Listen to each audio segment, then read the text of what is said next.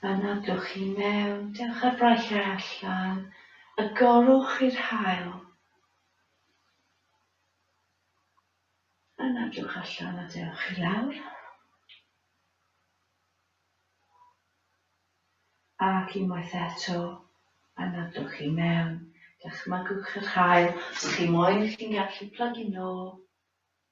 Byddwch yn gryf o gwmpas yr abdomen. Gwych.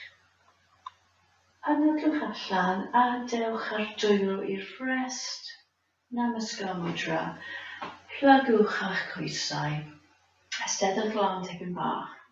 A dewch ar dwylo i'r mat. Dewch a'ch pen dros eich coesau. Os chi moyn, chi'n gallu dod ar coesau yn tipyn bach yn fwy syth yma. Jyst byddwch yn ymwybodol, chwaraewch gyda eich llinynau garau. Os mae'ch coesau yn dod yn syth, cofiwch, mae'n help mawr os chi'n sicrhau eich bod yn gryf o gwmpas y glutes. Okay.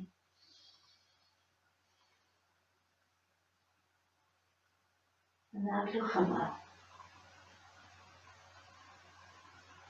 Anadlwch i mewn ac edrychwch lan. Plygwch eich coesau unwaith eto, a cerddwch nôl ar ochr eich dde. Okay. Anadlwch allan a dewch ar goesi lawr. Mae'ch coes tu ôl chi yn dod yn syth. Nawr, falle chi'n gallu cadw'r dwylo ar y mat.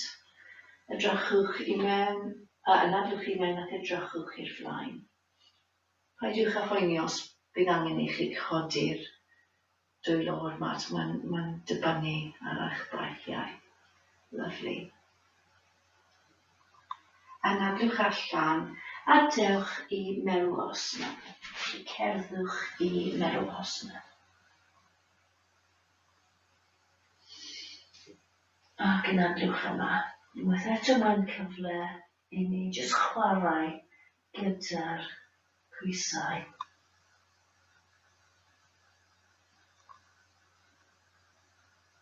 Anadlwch allan a dewch ar coesau. Mae Chatuspadasana a dewch i Shashangasana, gwningen.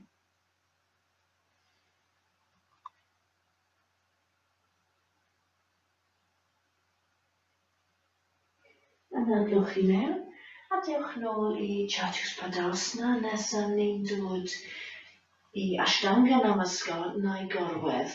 Felly, gyda Ashtanga Namaskar, ni'n cadw'r pen ôl yn uchel, ni'n bod yn gryf o gwmpas y brachiau, mae frest ar un yn dod i lawr, neu gorweddwch, a byddwch yn barod i ddod i Bhujangasana. Yn neidr, felly falle chi'n aros yn isel, chi'n gallu codi, os chi'n symud eich dwylo, mae'n helpu chi. Okay, felly mae'n anu chi pa mor gryf chi moyn bod. Anadlwch allan, dewch nôl i dwylo eich fengyniau. A nôl i Shashtanga Asana yn gwningen.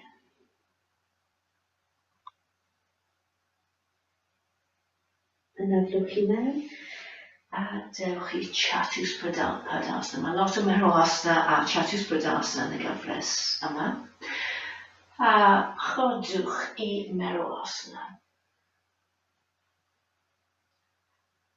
Ac anadlwch i mewn, anadlwch allan a dewch ar drwyd dde rhwng eich dwylo.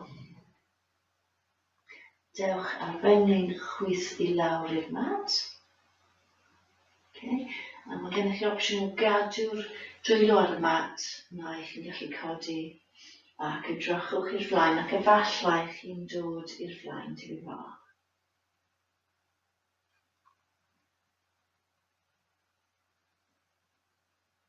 A tro nesaf chi'n anadlu allan, dewch ar drwyd chwith i'r un dde, plygwch eich coesau, a dewch ar dwylo i'r mat, Sori, tychwch dwylo i'r ffres, nid i'r mat. A nadwch i mewn, codwch, ond jolly mudra. Cedwch nôl, a nadwch allan. A chi'n just tynnu'r dwylo i lawr.